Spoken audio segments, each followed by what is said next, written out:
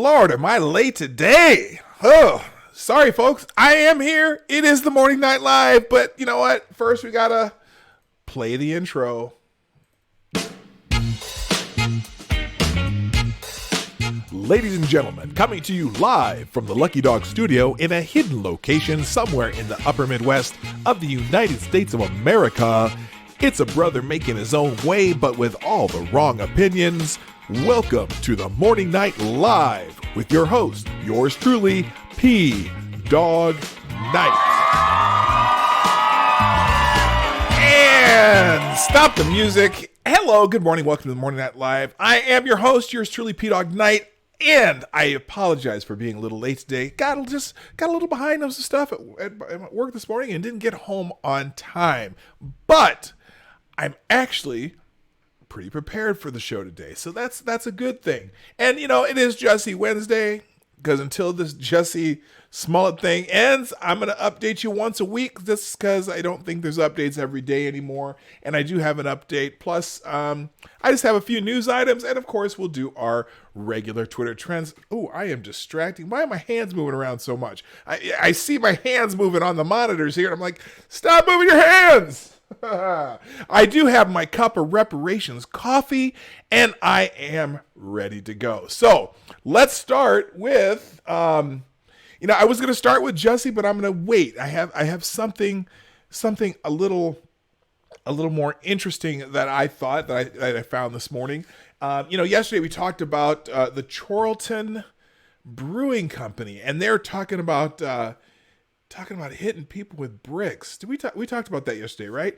So, and a lot of companies, are doing that get woke thing. Gillette came out with their toxic masculinity ad, and companies out there, Calvin Klein had a big controversy because they had two women kissing in an ad, and people were complaining that they didn't have a lesbian in the ad kissing the robot or CGI woman, and so they apologize for that. And there's all kinds of stuff going on like that.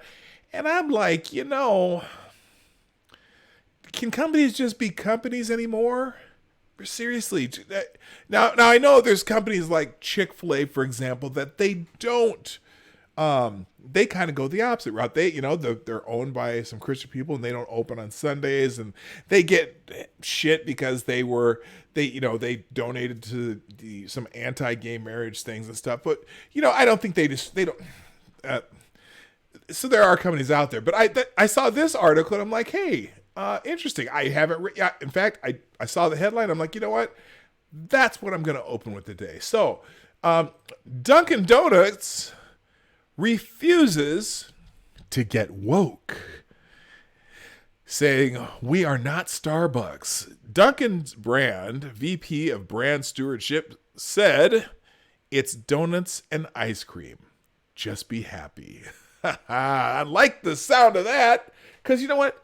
Sometimes I just want companies to sell me shit. I don't care what if everything that they do is in alignment with my values, Sometimes I just want a cup of coffee or a donut. Anyway, Dunkin' brand, which owns both Dunkin' Donuts and Baskin Robbins, has taken a stand against politicizing their businesses, according to remarks made by senior executives during a panel at the 2019 International Trademark Association meeting in Boston. Attendees took to Twitter to praise the company for their commitment to remain politically neutral. Hey, why antagonize half of your potential customer base?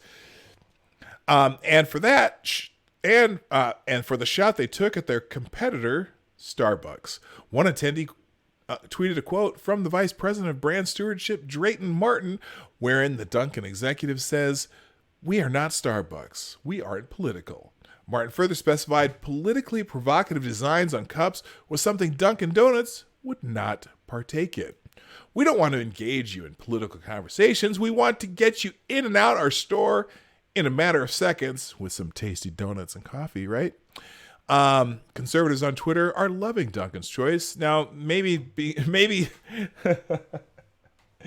So, unfortunately, by being not political, they end up being political anyway, because conservatives on Twitter are loving Dunkin's choice of political neutrality, especially since Dunkin's main competitor, Starbucks, is known for its liberal beliefs and policies. In 2017, for example, Starbucks vowed to hire 10,000 refugees by 2022. I wonder how that's going so far. Of course, they just made, when did they make that? It said 2000.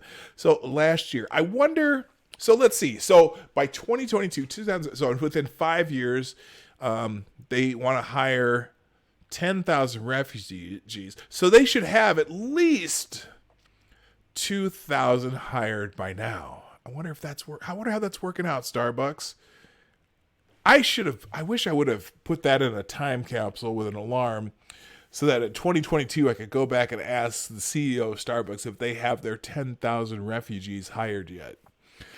Anyway, Dunkin's refusal to engage in politics is a breath of fresh air in comparison to Burger King's Twitter feed this week about the milkshake. The fast food giant's UK operation alerted their followers they'll be selling milkshakes all weekend, amidst news that leftist activists were hurling milkshakes at political opponents during the EU parliamentary election cycle. Burger King, okay, yeah. So anyway, good for Dunkin' Donuts and good for, you know what?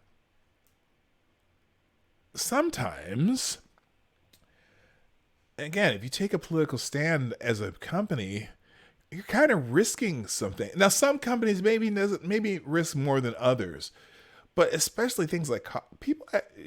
Do people of all political persuasions drink coffee?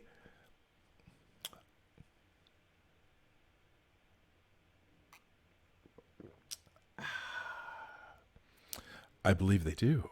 Yes, they do. So there you go. That's my opening shot across the bow. Good morning. Hey, let's say hi to everybody. Who's here? Now, Della Hayes was here first. I had the stream thing sitting up there, and Della Hayes was here first. So good morning, Della Hayes, and you get the bell. Good morning, Sheograph. Good morning, Necro. Good morning, Trucking Bear, Maddie, Chicago Mike, Sarah, Jaeger Pony, and Rolling Bear. Did I already say Rolling Bear? No, I said Trucking Bear. Also Rolling Bear. Now, I wonder, I'm curious, do both bears drive trucks? Rolling Bear, just out of curiosity, do you also drive? You're rolling, unless that means you're like rolling naked or something, but it's spelled Bear. I'm just curious. I guess I don't know necessarily. Good morning, Maniac Man. Good morning. Who else is left? All right, so that's everybody that I have that I can find right now. I'm sure I'll be saying good morning to more people. Also, remind you that, please, I'm going to do my show a little early today. The Morning Night Live is brought to you by you, the people who watch Morning Night Live. We appreciate, I appreciate you. I really do. Please do me a favor. If you're here, hit the like button right down there, the share button. The share button right now, for me, the share button is extremely important that you do that, because YouTube doesn't recommend me yet. I'm too small. They probably will never recommend me because I talk about things they don't like people talking about. They don't like people talking about news anymore, and not from just kind of my right leaning perspective. They kind of don't like people who talk about news anyway, except for their favorite corporate shills like the Young Turks or David Pakman or people like that. But if you share it, then they can't do anything about it because you shared it for me. So if you hit the share button, Facebook, Twitter, Tumblr, Reddit, LinkedIn, whatever you share stuff on. Good morning, Smarty Bear. I see you there. And then also I do super. I don't do super chats via YouTube because I'm not monetized. So if you do want to do super chats and want to make sure that you can support the channel, and two, whatever you put on there, I pretty much read as long as it's not too far out there, and then I'll just amend it so that the gist of what you put out there is on there. But I do, absolutely that's via Streamlabs. I think it's in the chat somewhere here. Sarah will pop it up there in the chat, but it's also in the description down below. And that can be done anytime, whether I'm live or not. That you can donate to the channel, and I will make sure that I acknowledge you. I also have you in my credits. Everyone who donates ends up in my credits at the end. So I hope you all appreciate that as much as I appreciate you. Okay, moving on. Good morning, all you need. I see you just popped in too. Good to see you. All right, so so Dunkin Donuts. Dunkin Donuts. You know what? In fact, there is not a Dunkin Donuts where I live, at least in my small town suburb here in the Twin Cities. However, I just found out that they are opening one. I think they just opened it. I saw the sign go up, and I'm like, hey, I hear Dunkin' Donuts. Anyone have Dunkin' Donuts around them? Like, do y'all have someone says that they have really good coffee at Dunkin' Donuts. They're kind of known for their coffee, and and plus donut shops just have kind of went away for such a long time. I'm glad Dunkin' Donuts is making a comeback. Let's see. Maniac Man says we have 3 bears in chat: Rolling, Smarty, and Truckin', and our Ursine population is pretty high here. Yes, it is. 3. Oh, you got 3. You have 3 Dunkin' Donuts, and the coffee is awesome. Well, I'll have to check out Dunkin' Donuts coffee. Although it's hard, so we have these things. They're called holiday station stores, and actually they're getting bought out. I can't remember who they got bought out by, but they have the coffee things where it has a grinder, and like it has 3 different blends, and they have like 4 of these, fresh ground coffees that kind of spit it out, kind of like an Americano. If you went to if you went to Starbucks or any of those places, hard to beat that fresh ground per cup coffee. It's pretty amazing because you get the oils from the beans and stuff in it. It's really, really good. But I hear Dunkin' has great coffee too. So always fresh. Okay, cool. I know when I was growing up in Omaha, we had Dunkin' Donuts and we had Winchell's. And I don't know if Winchell's even still exists. But donut shops took a dive for a long time because bagels became huge. So you had Bruegger's and Einstein and all these bagel companies starting to take over. And the donut shops kind of took a hit for a while. So pretty much the only place you could get donuts were like in grocery stores. But so it's cool to see Dunkin' coming back. There's a couple local donut shops too. Why am I talking about donuts? Maybe because I'm hungry. I don't know. I like donuts. And of course I like coffee. I have my cup of Reparations coffee in hand. No Dunkin', but we have 5. Oh yeah, Tim Hortons. They have donuts too. Donuts and bagels, don't they? Tim Hortons, we do not have those in Minnesota either. Although I think, well, I shouldn't say Minnesota. We don't have them in the Twin Cities. I think there's a Tim Hortons in Duluth, if I can remember right. I really like Duluth too. Duluth's a great town. Anyway, let's move on to my next thing. And of course, that would be the Jussie update. Now, the Jussie update today, I'm just, I know I clicked it open here. Where did my Jussie update go? Did I? Oh, don't tell me I shut it. Oh, wait, here we go. I did find something humorous. Here, hang on. Whoops, almost hit the right back. This one cracked me up. Change.org. Someone put a petition on change.org.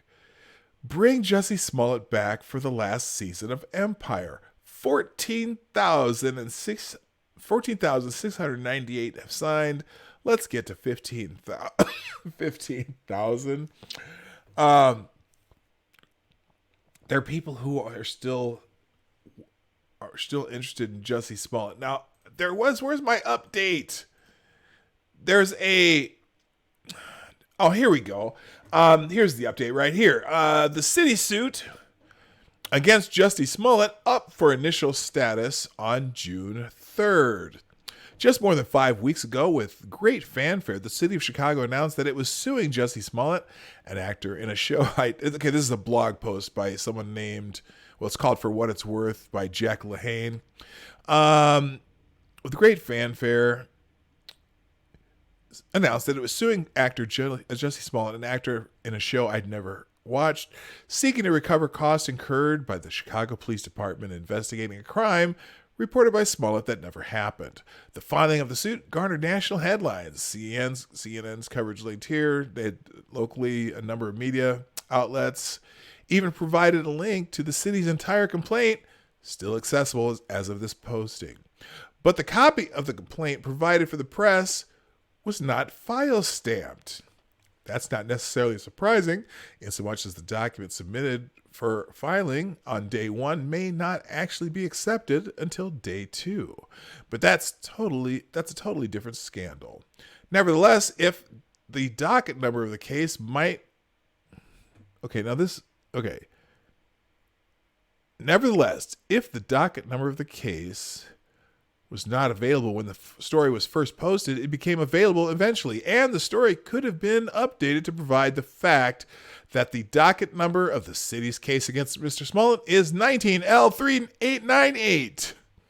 With that slight amendment, anyone interested could follow the progress of that suit from the comfort of one's home or office, because how this suit proceeds or not may provide an important signal about what the new mayor pledges about the new mayor's pledges of reform. The incoming mayor has already given a very politic answer regarding the fate of this suit.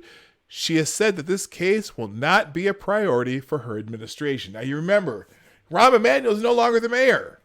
Rahm Emanuel was the mayor that said that they needed to take this to Jussie Smollett and recover from him. And the new mayor is, let's just say she's a little more... Now, remember, Rahm Emanuel is Rahm Emanuel is kind of a corporate Democrat. The new mayor is a super woke on the left end of the spectrum Democrat. So, anyway, but she's not happy with Jussie Smollett either. Just to put it that way, it wasn't the I can't remember the ward person's name or the Democratic Party's name that she beat, that was everyone thought was going to win, but she ended up losing after this thing happened. But I don't know that it matters. Anyway,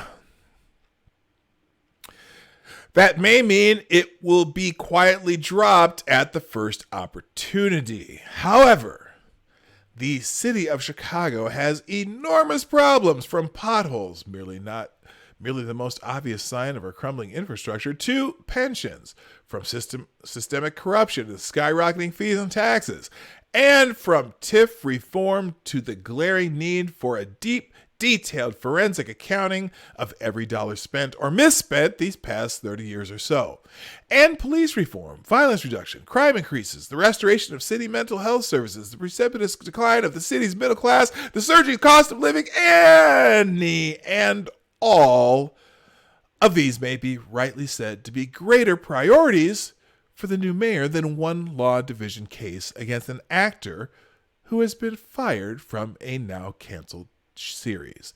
Therefore, if Mayor Lightfoot instructs incoming Corporation Counsel Mark A. Fleissner to pursue Smollett with the same pitiless remorse with which Jovert pursued John, I don't know what this means. The case of, I don't know. Blah blah blah. The case of City versus Smollett would not be a priority for the new administration. The new mayor need not ever hear of it again, and Mr. Smollett might never hear the end of it. The first status hearing on the Smollett case is June 3rd at 9 a.m. before Judge James E.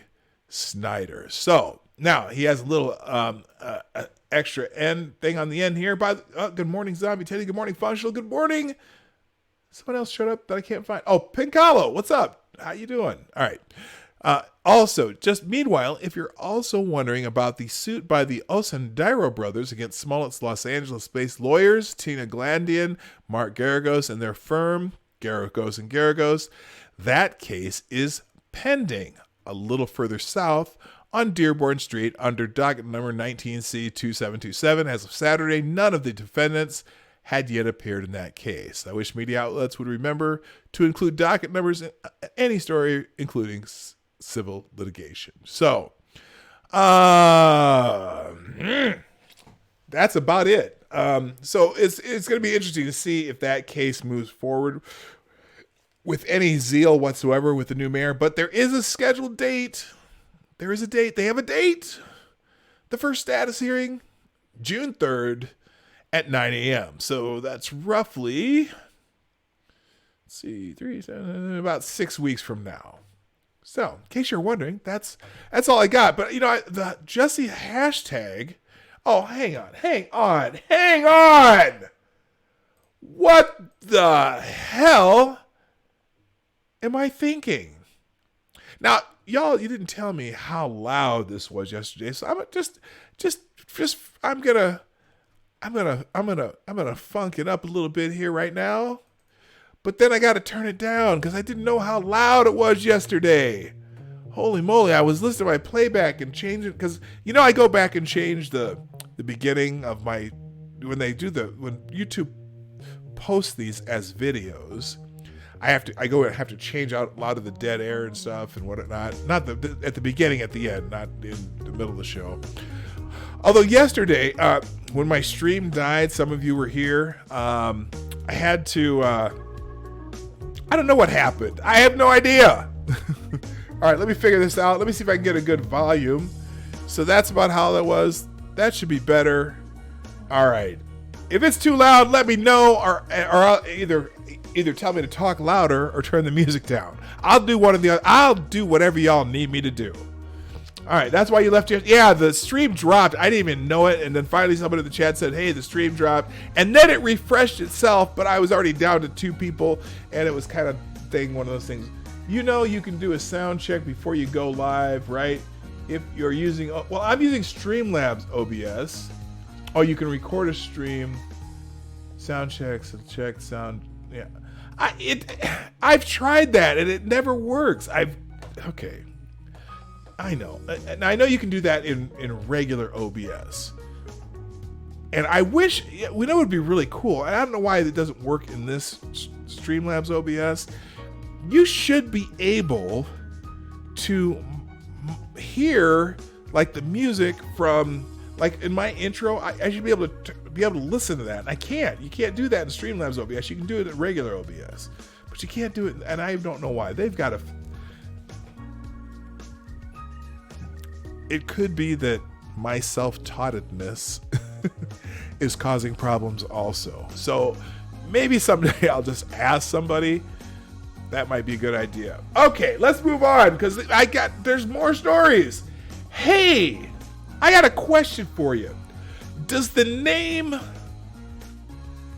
Can we get Jazz there? You know what? I could change that up. Maybe I will do that. I'll go jazz instead of funk. I mean, that's kind of in my wheelhouse too. I played saxophone, or I do. Well, I don't anymore. But I used to play saxophone. In fact, I was a pretty good saxophonist. Played in my high school jazz band for 3 years. And I actually marched 1 year in college. That was kind of fun. And I played a couple one of the quickly put together high school bands for not band like a high school band, but like garage band for a while. I could throw some jazz out there one of these days. We'll work on that. Anyway, now I was going to ask you before I got distracted. Do y'all remember the name Ralph Northam? Anyone remember that name? Do you know who that is? Who knows who Ralph Northam is? Because his name kind of just disappeared. Like, everyone was talking about him for about a week, and then everyone just shut up about him. Trumpet, mellophone, baritone, and French horn. Sweet. Yeah, I was one of those. I was sort of a band. I was a Renaissance band in high school. I played football, basketball, baseball, and golf during high school. But I also was in band, jazz band, theater, choir. In fact, I was the president of my high school choir. We had a president of our high school choir for some reason. And I ended up being a music major my first 2 years of college. But I was also, whatever. I did a lot of stuff. George Governor Close. Governor Ralph Northam is the governor of Virginia. And he had that little scandal a while back about his medical school yearbook. Do y'all remember that? the photo, there was a photo on his page of his medical school yearbook, and there was a person on there, two guys right next to each other. One was in blackface, and the other was wearing a KKK hood and sheet and all that mess. Remember him? Because most people don't seem to remember him, and it's fascinating that nothing has happened to him. He's still the governor of Virginia. Now, how the hell did he get through that without resigning? Now, his lieutenant governor also it probably could have been, was it Virginia or Georgia? It is Virginia. His lieutenant governor also kind of became a poster child, or should have become a poster child for the Me Too movement, because he had some rape allegations and sexual harassment allegations, and nothing happened with him either. Is that what do you call that? That sounds like Democrat privilege to me. Well, anyway, Governor Ralph Northam. What the hell happened there? What the hell? Whoa, that was weird. All right, Governor Ralph Northam there's some news about Governor Ralph Northam. Yeah, the Attorney General had issues too. All kinds of. Good morning, Chadwick. How you doing? I see you there, Chadwick. Chadwick Dupree. I almost said Chadwick Collins. Necro Collins, Chadwick Dupree. Well, Governor Ralph Northam's medical school announced the findings of blackface yearbook photo. Apparently, they've been investigating this. I know this is one of the most important investigations of the year that nothing will happen with. Norfolk, Virginia. A law firm has completed its investigation into how a racist photo appeared in Governor Ralph Northam's yearbook page 35 years ago, and is expected to release the results on Wednesday. What's today? Today's Wednesday. Eastern Virginia Medical School announced Tuesday that it plans a news conference and will make a written report of the investigation public. They're going to make it public. The school statement included no details about what the investigation found out about Northam's 1984 yearbook page, which includes a photo of a man in blackface standing next to someone in Ku Klux Klan clothing. Northam's office declined to comment. The medical school in Norfolk hired the law firm McGuire. They hired a damn law firm to figure this out. Couldn't they just ask somebody who was on the yearbook committee from back in 1984 where the hell this damn picture came from? Or could Northam doesn't remember which one of the people in the photos it was him? Hey, Ralph. Somebody could have said, Ralph, hello. Ralph. Which one is you? Why not just do that? Virginia politics was turned upside down in a matter of hours in early February after a conservative website posted a picture online of here's how they write shit. They had to get in after a conservative website posted a picture online of Northam's medical school yearbook page. The Democratic governor issued 2 apologies within hours, initially indicating that he was one of the people in the picture. By midnight, it appeared his entire political base was gone, with the Virginia Legislative Black Caucus, other key Democratic groups, and top allies calling on him to resign. Has he resigned yet? I don't think so. I probably should have saved this for tomorrow, for FTG Thursday. Well, you know what? Actually, they're going to have that press conference today, so maybe we'll just talk about the press conference, and we'll throw out an FTG for Governor Ralph Northam. But anyway, Northam reversed course at a news conference the next day, saying he was convinced it was not him in the picture. How would you... Now, look. Okay, let me think about this, because I was in college in 1984. And I'm thinking maybe, let's see, do I remember? I remember significant parties. I guess I can't remember what I went. I can't. If I saw a picture of me in a Halloween costume, I would probably remember that costume at least.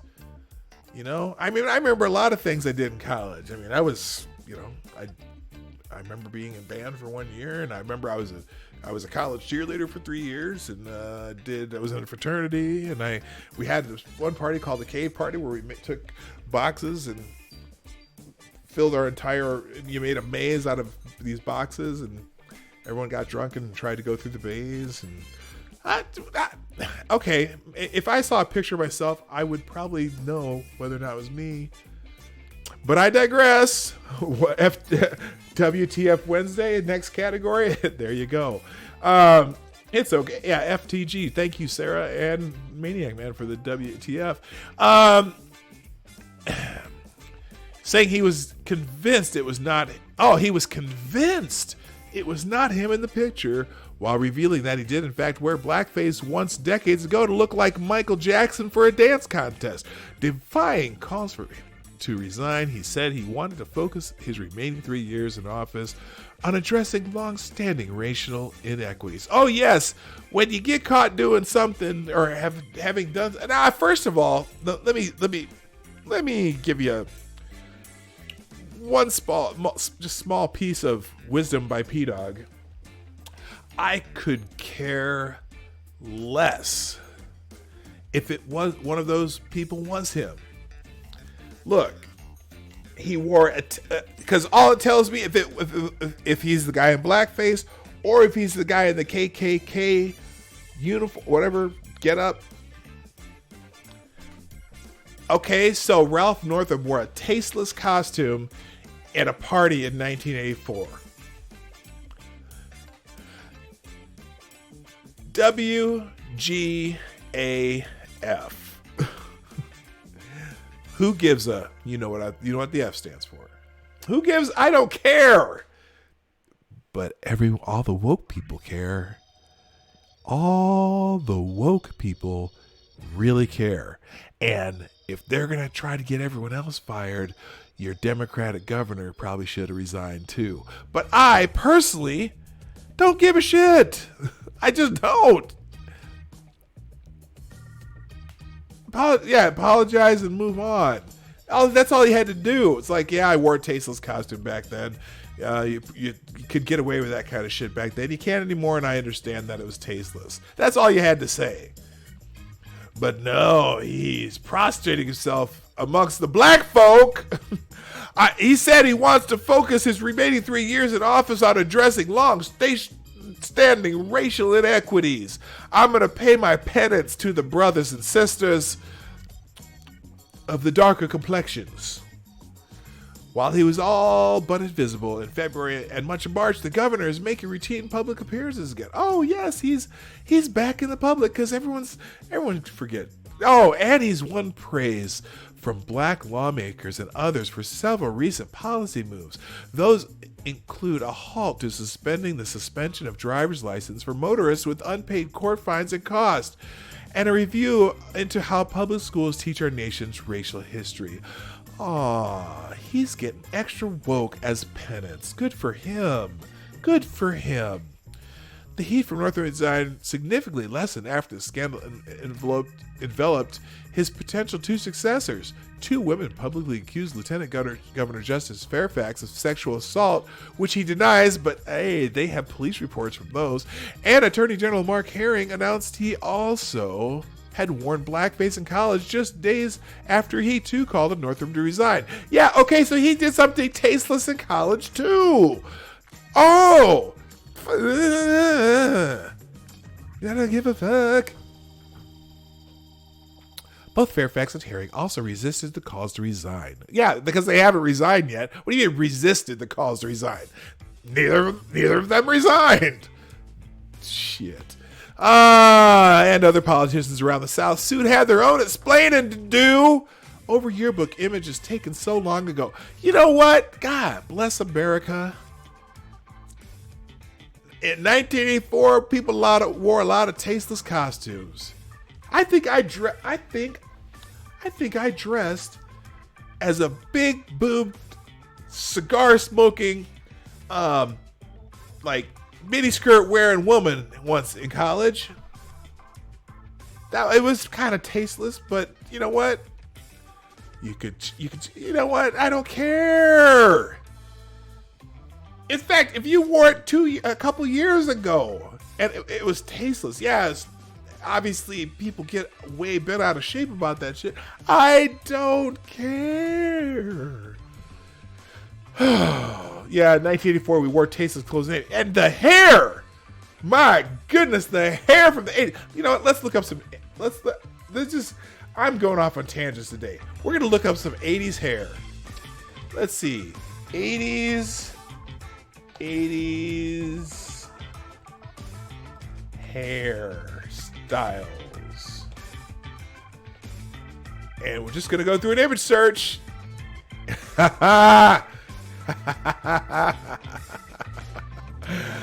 Woo! Take a look at this. Yeah, baby, look at that. Now that's crimped hair is full. Oh no, it says crimped hair is fully coming back whether you like it or not. Oh yes. Oh, and then we get the Kaja Gugu look. Remember, anyone know who Kaja Gugu is? You're too shy, hush, hush, I do I. Yo, shy, hush, hush, I do I too. And then we got a kind of a flock of seagulls, somewhat, not sort of flock of seagulls look. And I ran. You can't see. Oh shit! Here you go. Let's go back. Okay, sorry, I messed up. There we go. We got. There's crimped hair is fully coming back whether you like it or not. Oh my god! And then we got the Kaja Gugu look. I already sang the song too. Shy, hush, hush. Then we got our flock of seagulls look. And I ran so far away. So that's not quite flock seagulls, but big hair. Who is this? 13 hairstyles you've totally worn in the 80s from Allure. Like, now that's not so crazy. But this, you gotta have the Brooke Shields look, and in fact it is Brooke Shields. You know, big, puffy, lots of curls. Okay, and then we got the. All right, that's who would I say? What was the band Sebastian Bach was in? I mean, these are obviously we're getting all women hairstyles. I don't know why they're not showing any men. Where's the men? Oh, these are all women. Come on, wait a minute. All right, hang on. Let's find. And then we got the Blair from Fats of Life. I know it's Facts of Life, but we used to call them the Fats of Life back then, and that's not politically correct anymore, but. The Fats of Life, the Fats of Life. Then you got your kind of Whitney Houston back in the 80s. There you go. That's Whitney Houston with the big old poofy. That's when I want to know if he really loves me. That was those days. MC, what's up?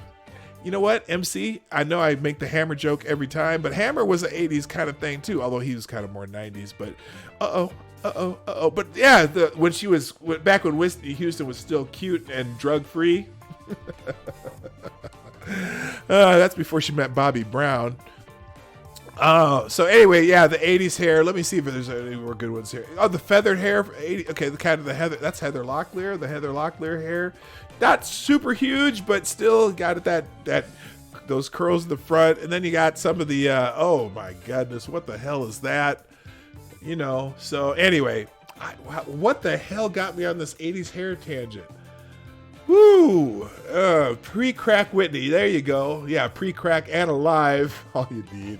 I gotta find some dudes here. This is all women's 80s hair. Let me just take out the styles. Let's go with this 80s hair. They don't have a single dude in the 80s hair section. Wait, this guy, is that a guy? I don't know. Listen to the 80s, kids. Perm revival is bad idea. Oh, but it's coming back because everything old is new again. I swear. In fact, it's sad because I'm old enough to see cycles of cycles of fashion, like come and go. Like, straight skinny jeans were big when I was really little, but then it went to bell bottoms, and then it went to But bell bottoms came back for a while, and elephant bells, and then I'm just, here's the thing I'm waiting for to come back. If y'all know, put a 1 in the chat if you know what a members only jacket is. That was kind of an 80s thing too. You were cool if you had a members only jacket. All right, it's the 80s. Half of those are probably men. Well, bloody hair metal. Yeah, I know. Here, let's do this. Hairband. This is a lot. I'm having more fun with this than what I normally do. Let's go hairband images. Here we go. Is that, who the hell is that? I mean, that's serious. Best hair metal bands. Oh, that's a YouTube thing. I don't want to do that. Let's see. Hair. Oh no, not hair bands. Not like you wrap around your hair. Hair bands like this. That is that? Who is? I know. I recognize this band. Who the hell is that? What band is that? Anyone know the name of this band? It looks. I know. I recognize this dude because he looks like Val Kilmer. Oh, you had it. Oh, y'all know.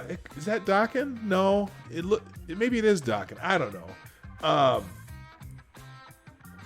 Yeah, I never did have an members only jacket. See, now they got all these little hair ties and hair. Hey, this is a hairband right here. This is Vixen. I know that. Or is that Poison Valleys? No, that's Femme Fatale. I don't know who that is. It looks like Vixen. Maybe it's Femme Fatale. I can't remember which band that is. I can't believe that wouldn't be all hair bands. Here we go. This is, who the hell is that? Oh, this is not an 80s hair band. This is who someone told me they like. This is the band that does the parody of an 80s hair band. This is, no, it's not Twisted Sister. They're someone asked me about this band the other day. They're not. They're a current fake metal band, and they do funny. They make up funny 80s hairband songs that are really, somebody. What the hell? Who the hell is this band? Here, let's see. Let's look at the article real quick because this is.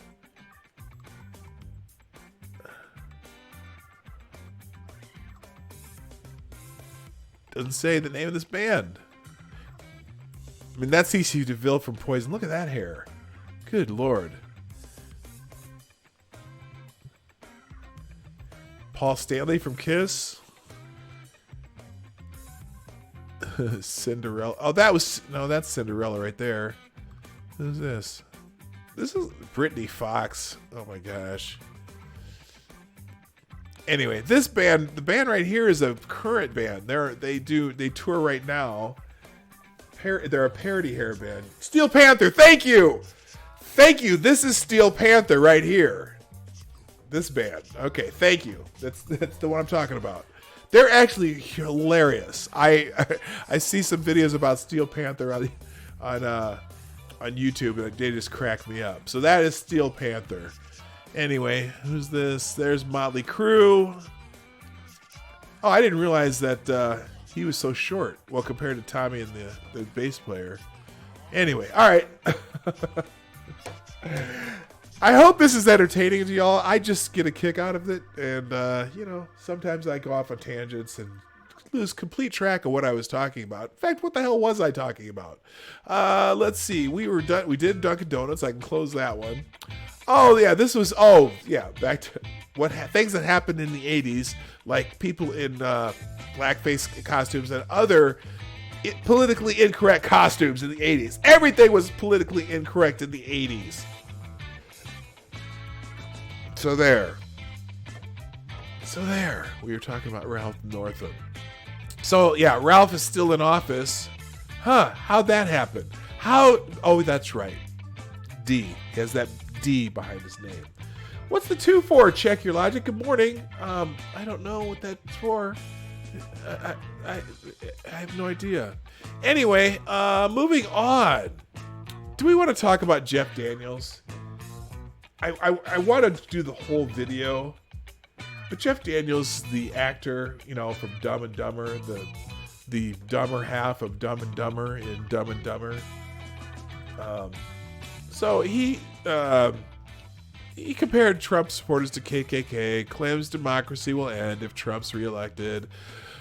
Aside from I don't want to pay taxes, it's race. Race. Jeff Daniels' bubble is protruding in between his ears. Actor Jeff Daniels painted supporters of President Donald Trump and a wing of the Republican Party as racist. KKK comparison included on Monday during an appearance on the network MSNBC. He also warned that the re-election of President Trump would bring an end to democracy, be the end of democracy. You know, that's just so stupid.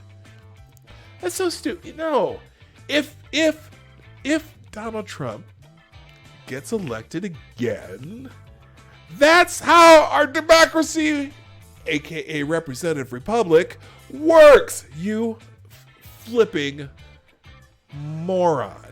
Anyway, Daniels, who is starring in Broadway's current production of To Kill a Mockingbird, compared Trump rallies to a line from the play. A mob is a place where people go to take a break from their conscience. That's what I see when I look at Donald Trump rallies. That's when I see the lies he's spewing at these people, and people going, I gotta believe in something. And he said he'd bring my manufacturing job back, and he did. Wait a minute, aren't manufacturing jobs somewhat on the rise right now? He says he lives in Michigan. Wouldn't he notice that?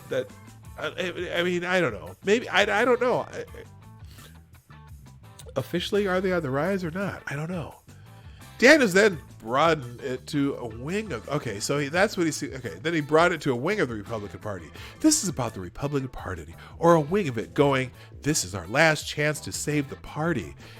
And if we don't, it's the end of the Republican Party. And the only way we could do that was to tap the race button and say, go ahead, it's okay. And Trump did. He said, and they did it. That was the only card they had left to play, and they played it. And they aren't going quietly. You know what? I'm sorry. But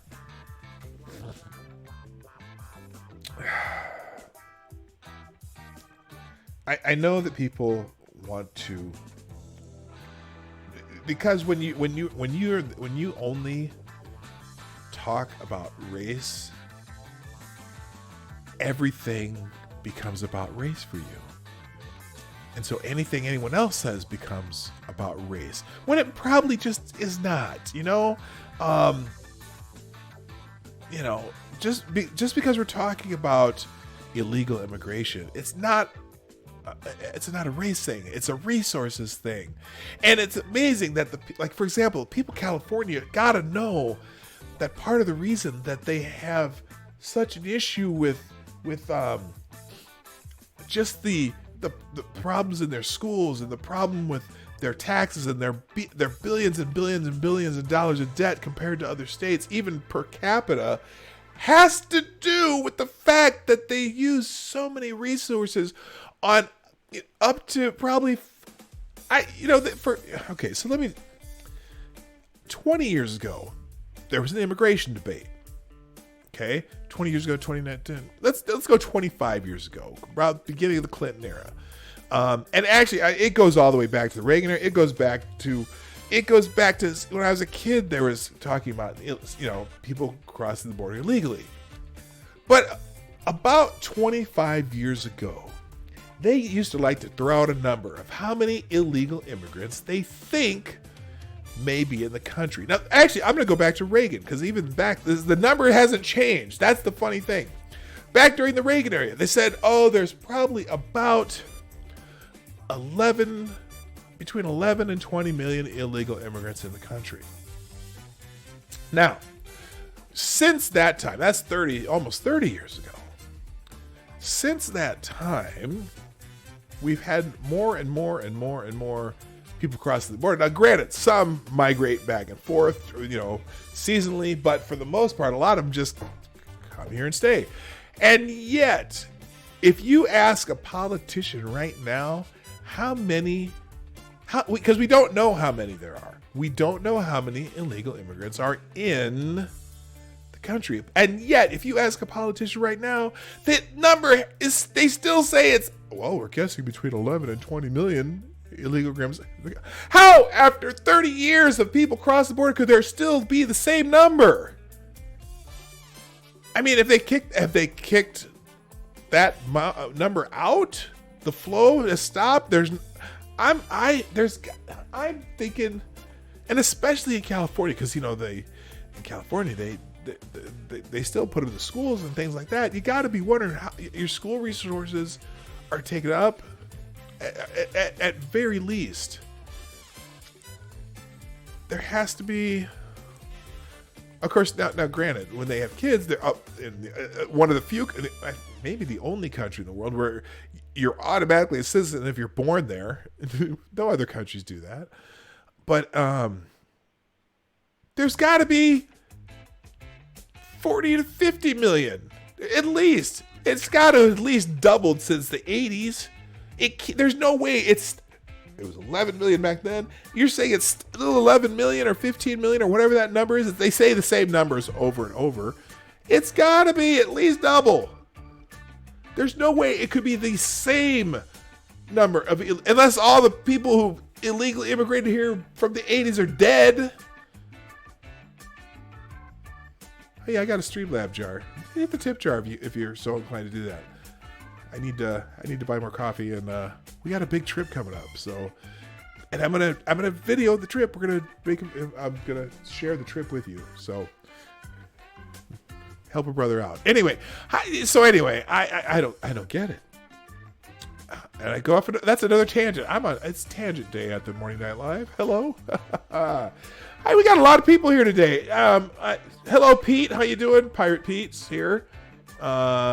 Check your logic. I don't know if I said hi, but yeah, you did put it through a 2 up there, and then you've been in the chat a little bit. So, hello, everybody. Just saying hi, because every once in a while I gotta stop to do that. By the way, share, like, interaction, and share, and down there the Streamlabs things there. If you want to do a super chats or via Streamlabs, not via whatchamaniamit.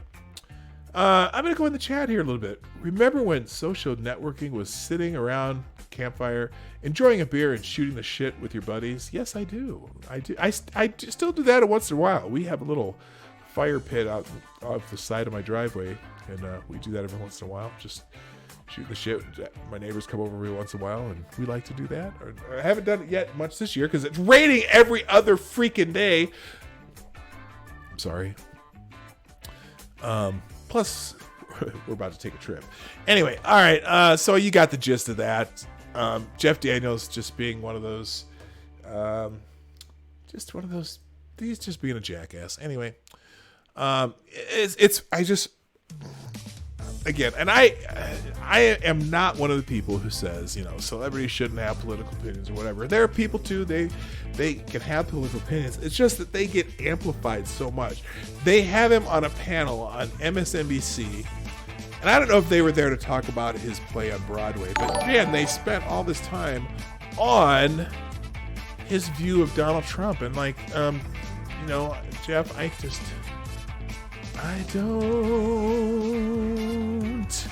I don't give a fuck. Hey, I hear the little bell, which means thank you so much, Chicago Mike. Oh, thanks, P-Dog, for a nice commute to work again. I appreciate the $10 from Chicago Mike on the Streamlabs Super Chat. Thank you so much, sir. Appreciate it. Glad you get to watch.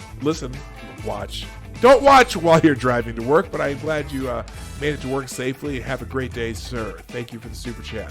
All right, let's move on to our next article here. This is the article I was looking for yesterday, and I couldn't find it. So we'll go through it today, even though I talked about it a little bit yesterday, because that's, I run the show, and I can do whatever the hell I want. Loretta Lynch is throwing James Comey under the bus.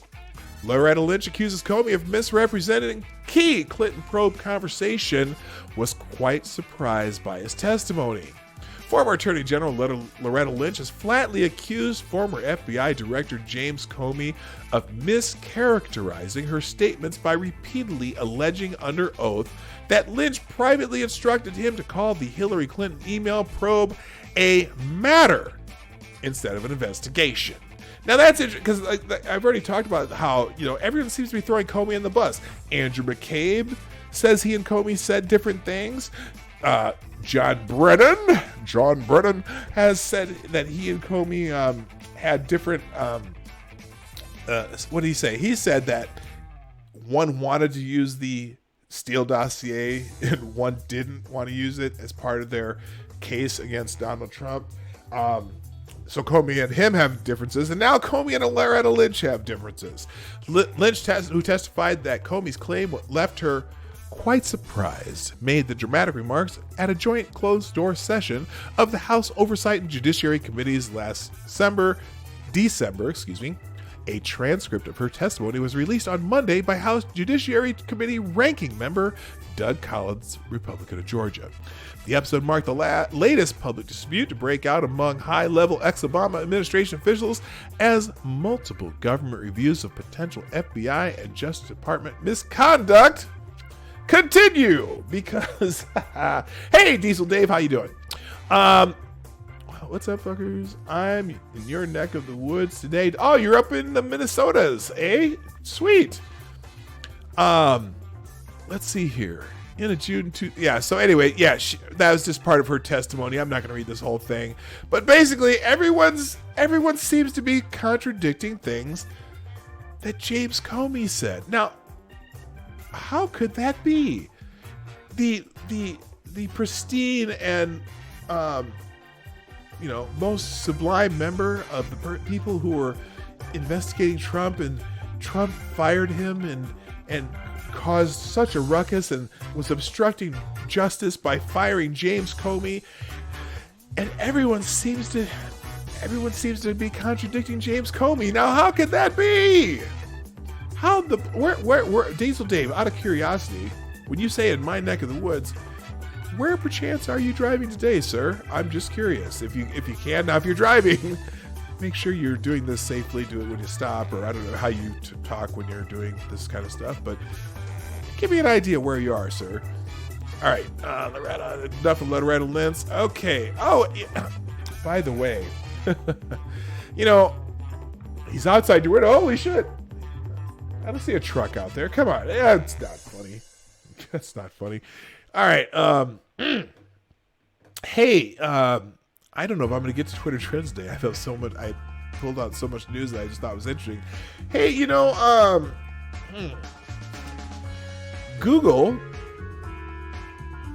There's another Google employee who's not real happy. Remember James Damore? James Damore had, wrote the Google memo. And I got to get in. I have a topic about that too. Not James Damore necessarily, but something related to that I may do tomorrow. But anyway, Republican Google engineer writes open letter about companies' outrage mobs and witch hunts. Oh my gosh, really interesting. A Republican Google software engineer has written an open letter describing the culture of left-wing outrage mobs that make use of the company's anonymous bias reporting channels to shut down dissent. Wow, really? They do that kind of stuff at Google? The open letter, published Tuesday morning on Medium, was written by a software engineer, Mike Wacker. How'd you like to have that name? Hi, my name is Mike Wacker. Yes, Wacker. You know what? Well, no, you Wacker.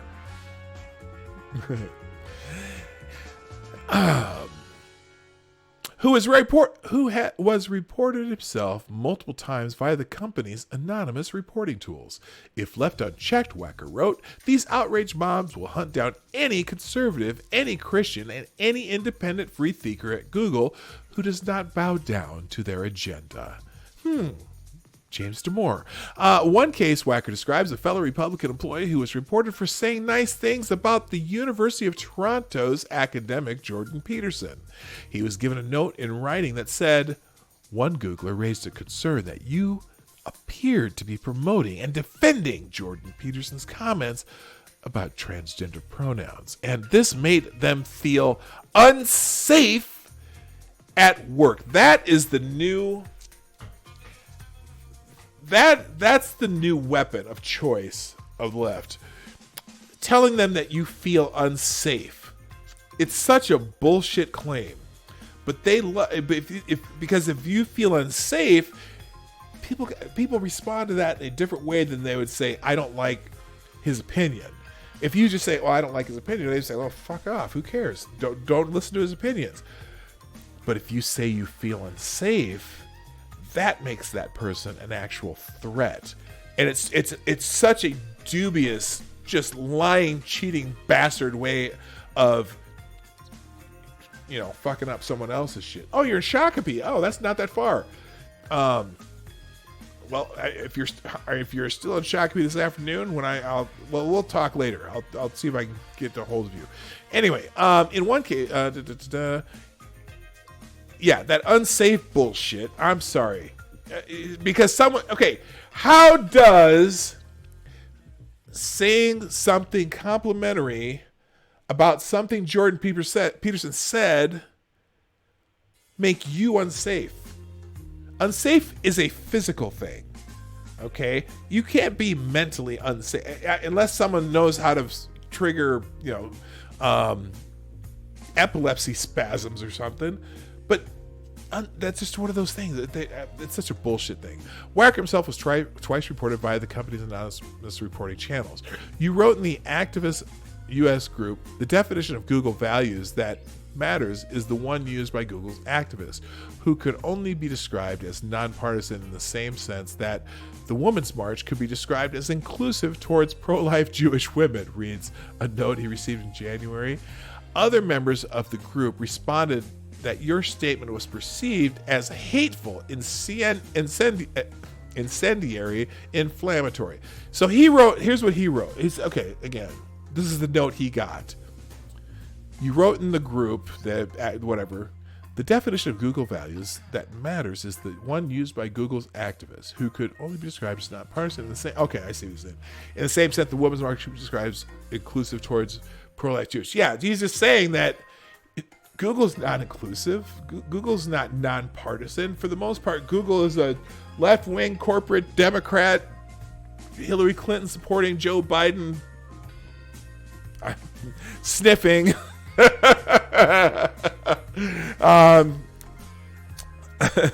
circle jerk. In February, he received a note that said, you received feedback on industry info that your comments were rude, disrespectful, and intellectually dishonest. Because he just had the wrong opinion. That's what it was. In an exchange released in Wacker's Medium post, he describes a back and forth with Blake Lemoine, the engineer who belongs to a self-described cult led by a former porn star and called Republican Tennessee Senator Marsha Blackburn a terrorist. When Wacker raised issue with how the company had handled the AI ethics board debacle that ended with the company dropping Heritage Foundation President K. Cole James, Lemoine replied that everyone is aware of your tolerance for bigotry. Oh, great. I'll have to pull that article up and read it. In another post, Lemoine added, if you think that trans women aren't women, then you can either keep it to yourself or get the fuck out. It appears the company is trying to make that happen. Wacker, sorry. Wacker describes a meeting in March with HR and his manager in which he claims to have been offered a severance package from the company. Wacker writes, I was pulled into a meeting of my own with my management and HR. During that meeting, I received a final written warning, and I received a verbal offer of 8 weeks severance pay if I left the company. That verbal offer of severance was an implied threat of termination. While they never said it explicitly, it was clear that if I didn't take that offer, they would invent some pretext to fire me shortly thereafter. A spokesman for Google declined to comment on Wacker's situation, but added that To make sure that no complaint goes unheard at Google, we give employees multiple channels to report concerns, including anonymously, and investigate all allegations of retaliation. Yeah, Google is a shit show, we know. And James Damore kind of told us about that, and there's been more than one employee that's been writing about it. Either be woke or get the hell out if you are a Google employee. All right. I am way, way behind today. Holy crap. Probably because I went on tangents about hairbands. I just ate. Oh man, I'm a closet fan of the 80s hairband. You know, supposedly brothers aren't supposed to like that kind of stuff, but I you know what? I kind of dug it. I enjoyed Poison. I enjoyed Motley Crue, and even back then, Bon Jovi was kind of a hairband. Although they were poppy. They were kind of a pop hairband. You know, Wanker. Where's the irate bear? Funny. Google has bias? Oh no.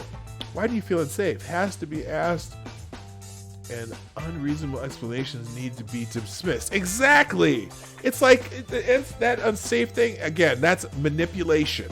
It's complete and utter manipulation. You know, the safe spaces. I feel unsafe. No, you just don't like. You can't handle an opinion that didn't mesh exactly with your opinion. So you can effing blow me another kiss. All right, you know what? We're gonna check trending right now. I don't have a lot of time, so we're gonna keep it short and sweet. So I may go through the trending on Twitter a little faster than normal. Just fair warning, okay? Now, I did notice, though, that Northam is trending, is somewhere in this list. Let me check this real quick. Do I have... Okay, thank you, Tyler F. and Della Hayes, for retweeting the link to the stream. Also, Necro threw up a Jussie Wednesday for me. Thank you for those of you who retweet and send notifications out for the show. I appreciate that. All right, trending on Twitter right now. Wednesday Wisdom is number 1. We'll do a quick Wednesday Wisdom and get the hell out. We will not do BitTube and Airtime, though, because they pay for that spot. They must pay for that spot. How the hell did they end up at the top? And it doesn't even say it's sponsored. How did they do that? How the hell did they do that? I don't know. Anyway, so the first one that's not those guys is someone named Acho. Don't be afraid to share your story. It could be the key that unlocks someone else's prison. Now, I'm guessing that has to do with Mental Health Awareness Month. And that's actually, I like that. If sometimes people with who have issues in life, sometimes if they share their story, they can help somebody else go, you know what? Gosh, I have that issue too. Maybe I should go get some help for it. So I like that message, and that's going to be it for Wednesday Wisdom. Even though, okay, everyone's doing lots of kind of things like that Wednesday, but I can't do any more because it's got to be short. Don Jr. book titles. Okay. Oh my gosh. Some of these are going to be funny. Some of these are going to be bad. So first one,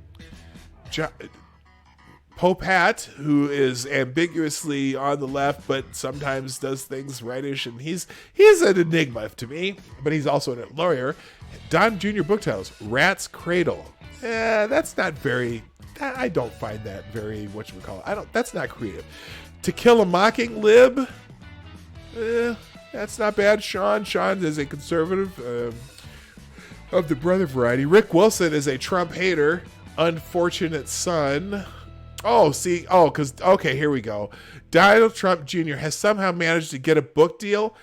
Wow, are you pissed off because Don Jr. got a book deal? How many people get book deals?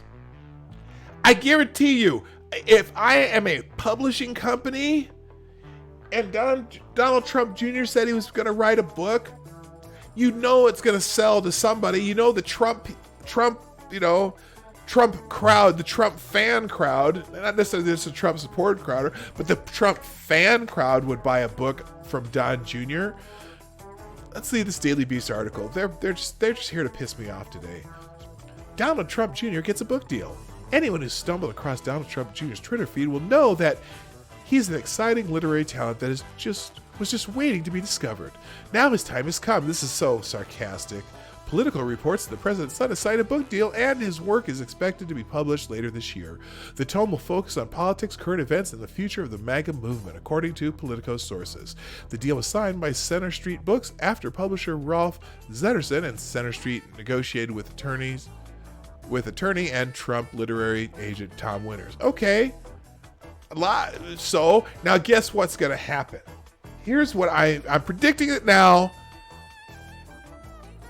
They're going to get a shit ton of hate letters and, with lots of things about racism and sexism and misogynism and xenophobia and homophobia and Islamophobia and blah, blah, blah, blah. And somehow it's going to be interesting to see if this book publishing company folds under the weight of woke hell. But Don Jr.'s got a book deal, so that's why Don Jr. book titles is trending. This is someone who doesn't like Trump. The Taxman Cometh, Coward's End, Triumph of the Shill, A Fail of Two Cities, Little Lord Fauntleroy, The Great Twatsby, 12 Years a Slave and to Russian Banks, No Expectations, Malice in Blunderland, Collusion runs through it. You know what? At least this person, who is no fan of Donald Trump, at least this person is creative and has a sense of humor. These are actually funny book titles from a left person, so good for him. Kurt Eichenwald, My Life in 280 Characters by a ghostwriter who hates me just like my dad used. Oh, good for you. Gone with the Wind? Okay.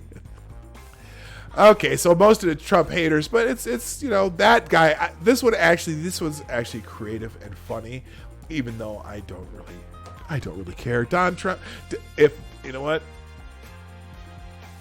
Donald Trump Jr. writes book, I'm a publisher. I'm saying I think I can make money off of that. And that's what we do for a living. So there you go. All right, moving on. I'm already taking too long. If social media didn't exist is a trending hashtag. Orange is the new black. Yeah, Hernita Seguzzi got a book deal. Yeah, there you go. Manning, you mean Chelsea Manning? Danny Manning? Danny Manning was a basketball player. Archie Manning? No, he was a football player. Peyton Manning? Who's the other Manning? Who's the Manning in New York that he's so memorable, I forget his name. The brother who's the New York quarterback. The Manning that hasn't won a Super Bowl. That's what I call him. Anyway, if social media doesn't exist, it's trending. If social media didn't exist, we'd all be getting slapped in public. That's from Mr. Anti-Bully, also known as Mr. Medicare. He hides on Twitter under that name. Edgar Allan Poe says, if social media didn't exist, we'd have less child suicides, more kids would play outside, people would be less physically isolated, but I couldn't use this GIF, though. I don't know if they would have less child suicides. I don't think the rate of suicide, the only thing, is the rate of suicide, I guess the rate of suicide has been going up in young men. So maybe they're right. A lot of you public figures, quote unquote, would be irrelevant. Hell yeah. You certainly wouldn't know a lot. There's a lot of names that I know just from the internet. They're public figures now, but I sure didn't know. SJWs had less ways to harass and threaten developers and other artists into censoring their creations. Oh, that's the truth. You wouldn't see as many... what's that dude that writes? Jared Holt, Right Wing Watch. He would not have a life if social media did not. Or the Krasenstein brothers. Imagine the Krasenstein brothers with no social media. They'd just be doing multi-level marketing schemes all over the place. Anyway, procrastination. There'd be less procrastination. My rants would have either been on paper or confined to my brain, or they'd be on blog posts. Okay, let's move on. That's a funny one. Cancel my debt. What? Farmers, $15 billion bailout, GOP. Banks and corporations get $900 billion bailout. No. That was Obama that bailed out the banks. Billionaires get $1.5 trillion tax cuts. Students, a little help here? No way. Socialist scum. Learn. Okay. Sorry. You took out the loan. I'm sorry that you didn't take a major that would make you some money back. You know? That's one thing I'm glad about my son, man. He already has a job. Because the major he had a job before he had a job offer before he started his senior year in college. Because he was in a major that it was easy to get a job with. So even though plus his tuition was all scholarship, but his room and board wasn't. So he took out some loans, but guess what? He'll be able to pay him himself. Woohoo! By the way, my son is graduating on Saturday. Woohoo! All right. Countdown. Right now, cancel my debt is trending when we have greatest job surplus in history. Perfect example of giving a fish versus teaching us to fish. Yeah, you know what? Thank you, Joe Walsh, who is kind of annoys the shit out of me sometimes, and sometimes he comes back to being a conservative. Cancel my debt? No. Nobody forced you to take out student loans. Nobody forced you to major in something that won't land you a good job. Nobody else is responsible for your debt. It's your debt. It's your responsibility. Biatch! Next, Rise of Skywalker. Oh, good Lord. An exclusive Vanity Fair piece gives a behind-the-scenes look at the upcoming Star Wars, The Rise of Skywalker. Get a glimpse behind the scenes of Star Wars. Okay, so I'm pretty sure this may be... If this one sucks, like much of the recent Star Wars fair does, I think it might be the end of the Star Wars series. So The Rise of Skywalker's coming. Good, cool, awesome, good. Hopefully it's good. I pray that it's good. I pray that they come back and kind of get to the roots of what Star Wars is, which really is just an old-time Western. An old-time Western with weird-looking characters and cooler weapons. That's all Star Wars was when it first came out, and that's why it was so great. It was simple, and it was just a cowboy movie with cool things flying around and shooting at each other. That's what it needs to go back to. You know, it's just yes, exactly. Western and space meets swashbuckling. Great, and that's what it needs to go back to. They're so busy trying to write this story that has so much meaning and shit. Fuck that! Just write a fun movie where people, someone saves the day, I mean, make the Rise of Skywalker be like Die Hard in space. Figure out a way. Figure out to make the plot like Die Hard. That would be the Rise of Skywalker. That would be awesome. All right, moving on. Kylo is trending just because the Rise of Skywalker is trending. I don't care. Moby is trending with Natalie Portman. Natalie Portman says she never dated Moby and recalls him as a much older man being creepy with me when I just had graduated high school. Oh my God. Is Moby getting Me Too'd or just because he's creepy? Why does she make that claim? Okay, here it is. I was surprised to hear that he characterized the very short time that I knew him as dating, because my recollection is a much older man being creepy with me when I had just graduated high school, she said. He said I was 20. I definitely wasn't. I was a teenager. I had just turned 18. There's no fact-checking from him or his publisher. It almost feels deliberate that he used this story to sell his book. It was very disturbing. Okay, so apparently Moby said he dated Natalie Portman, and she is disputing that. We might have to check into that story lately. I don't understand why we are questioning the credibility of Moby, who has also repeatedly claimed that his CIA sources told him the PB tape is 100% real and Trump is a Russian agent with ties to sponsor terrorism. Okay, that was sarcastic. Beautifully sarcastic, in fact. Natalie Portman has called musician Moby creepy after he claimed the pair used to date each other in his autobiography. Okay, so... okay, Moby... You got some splaining to do, my brother. Dortmund. What the Thorgan Hazard. What? Dortmund. Okay, something. Eden Hazard, young brother. Is that a soccer team? It must be. Okay, don't care. I'm not into European League soccer, but Northam's finally trending. Northam's finally trending. Now, this is that same thing. Northam. That's the article I read. Oh, this is a different story. This is the update today. This is the update. They must have had the press conference. Here we go. Ralph Northam's medical school unable to determine who was in blackface photo. Well, why is it on his page then? Somebody knew that it was him. So why even bother denying it? It's just crazy. An investigation ordered by a Virginia medical school. Why did they order this? Why did they investigate this?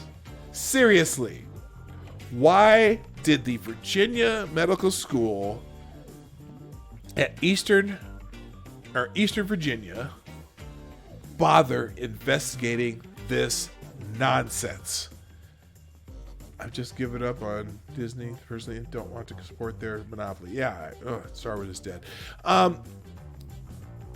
Why? Why did they even bother? This is a yearbook from 1984. Did they really need to spend money investigating this? Could they have made a couple phone calls? I'm pretty sure they have some kind of an alumni directory, and to even put that much importance, they hired a law firm to investigate it. Clearly, tasteless shit was different back then. You could put tasteless stuff in the yearbook, and they did. It's signed. Signed. Anyone recognize that? That's Prince, Sign of the Times. It's a sign of the times. Who cares? You know what? Let's go and look and see why this theater program from 1934 has blackface on it. Maybe we should the theater investigate that? Oh, let's investigate how a theater in 1934 could have had a minstrel show in their theater. We should probably investigate that. You dumbasses. Anyway, they couldn't figure out, they're unable to determine who was in the blackface photo. Well, they put it on Northam's page. Somebody from the yearbook at the time knew it was Ralph Northam, and one of those two people was Ralph Northam. Now, was Ralph Northam tall, or was Ralph Northam short? That's all you gotta fucking know, and who gives a shit? Moving on. Mario Kart Tour, that's trending because something. Beta locks powerful rare characters behind a paywall. Yeah, I'm tired of the paywall shit in games, but that's how games make money, with paywalls and loot boxes and all that crap. All right, Annie Leibovitz, the photographer, is... Okay, she did some photo shoots of the people of the Rise Behind Skywalker. That's why. Drew Carey's trending. I like Drew Carey. I think he's funny. You can't convince me that's not Drew Carey. He's a brick house. He's whitey, a racist without a doubt. Now, what the hell? Okay. Apparently, Drew Carey wore a wall suit and a Make America Great Again hat, and people are pissed off.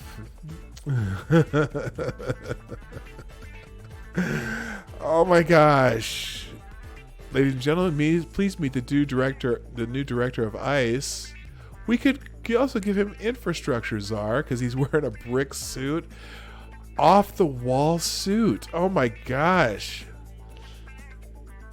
Looks like budget Drew Carey. So it's not Drew. Oh, thanks, Satan. I was worried the price is right. The highlight. Okay, so this is apparently a Drew Carey lookalike. Interesting. Okay, let's. Okay, I shouldn't have clicked that. Drew Carey woke up confused as F. Imagine trending because people thought you were the MAGA wall guy. Laughing my ass off. He does look like Drew Carey, doesn't he? Does that look? It looks just like Drew. This is not Drew Carey. Looks like him. Drew Carey, smile. Okay. That's why Drew Carey is trending. Damn, huge fan of Drew Carey, but never pegged him as a MAGA build the wall type of guy. Sad. Okay. Fat guy in wall suit, MAGA hat is not Drew Carey. Carry on. You know what? And because it's not Drew Carey because Drew Carey had lost a ton of weight, and this guy's a Drew Carey lookalike. Okay. Wow.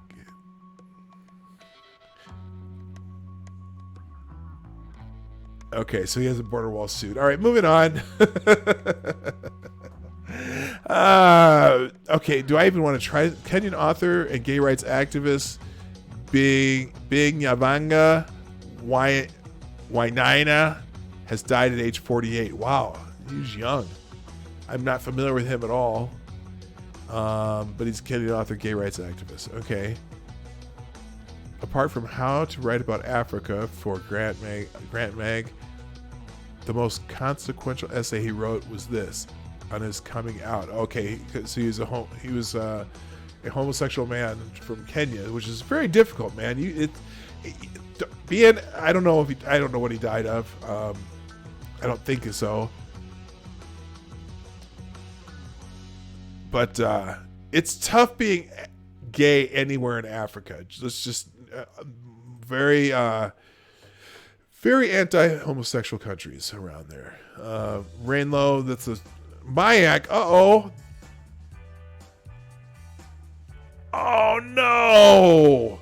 We've been talking about this in Minnesota. My son went to the University of St. Thomas. That's where he's graduating from Saturday. And it's trending on Twitter because the conference that the school founded, there are some members who have been trying to kick them out. Apparently, they are leaving the MIAC after being an original member of the league since 1920. MIAC will release a statement at 11 a.m. announcing that St. Thomas will involuntary. So they are actually kicking them out. Good God. Involuntarily leave the conference no later than spring 2021. Apparently, the Tommy's bowed to the certainty of being voted out by the needed 9 of the 13 vote needed by 9 of 13 conference schools presidents. That's you know what, that sucks. St. Thomas dominated the conference in most sports. You're probably not familiar with Division III sports, but I'm interested because that's the school that my son is graduating from. He played basketball there. They won 3 of the 4 years there. They won the conference. They won a national championship. They went to the NCAA 3 times, and in fact, last 13 of 14 years they've won the conference in basketball. And they do well in football. They won the track in the conference track many times. But so that's for me, that's sad. For you probably like, what the hell is a MIAC? That's too bad, man. It's trending nationally. That's amazing. But a lot of people in the Twin Cities have been talking about this for a while because 9 of the 12 schools are in the Twin Cities. So that's probably why it's got a lot of people talking about it. Satine, don't know what that is. Happy birthday to one of our favorite talent, lovely inside and out, Satine Phoenix. Okay, anyone know who, why Satine Phoenix? Never mind, I don't care. All right, let's see, anything else? Okay, of the last ones here, I am definitely clicking on why Ice-T is trending. He died of a stroke, the guy from Kenya. Ice-T says he almost shot an Amazon delivery driver who was creeping up to my crib. Oh no. Well, at least he didn't die.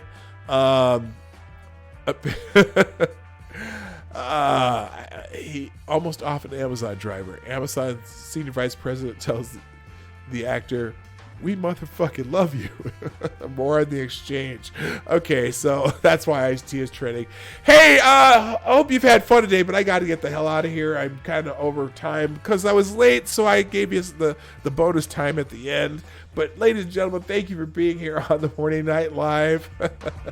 Hope you had fun. Remember those 80 hairstyles? Those are the greatest, and they're coming back, people. I promise you. You are going to see the 80s hairstyles come back within the next 10 years. Guaranteed, because everything old is new again, and that's just a fair warning. We're here every day, 10 o'clock in the morning. Eastern, 9 o'clock Central, 2 p.m. GMT for people in other parts of the world. Don't forget to hit share, hit like. And if you want to help support the show, you can always do Streamlabs donations when we're off the air too, and we'll read whatever you write when I come back. Thank you so much for being here today. My name is Dawg Knight, and I am out of here. See you later. Hey, this is Dawg Knight, and I want to thank you for joining me today on the Dawg Knight channel. Before you go, if you like what you saw and you're not already subscribed, please make sure that you hit the subscribe button down below, and definitely click that bell that pops up afterwards so you'll be notified when I post new videos or when we go live. I broadcast my live show, The Morning Night Live, Monday through Friday, 10 a.m. Eastern, 9 o'clock Central, and 2 p.m. GMT. A special thanks to all supporters of this channel who share our videos on social media and who make donations through our Streamlabs link in the description below. Thanks again, and until next time, I'm Dawg Knight, and I'm out of here.